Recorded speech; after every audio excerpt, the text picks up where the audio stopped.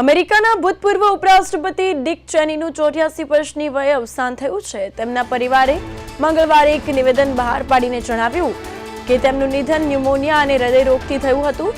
ચેનીએ 2001 થી 2009 સુધી રાષ્ટ્રપતિ જ્યોર્જ ડબલ્યુ બુશના શાસનકાળમાં પદ સંભાળ્યું છે।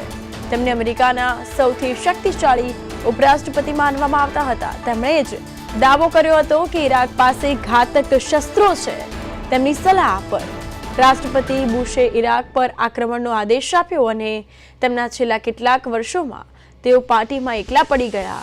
તેમણે ટ્રમ્પને કાયર અને અમેરિકા માટે સૌથી મોટો ખતરો ગણાવ્યા અને 2024ની રાષ્ટ્રપતિની ચૂંટણીમાં વિપક્ષી નેતા કમલા હેરિસને મત આપ્યો।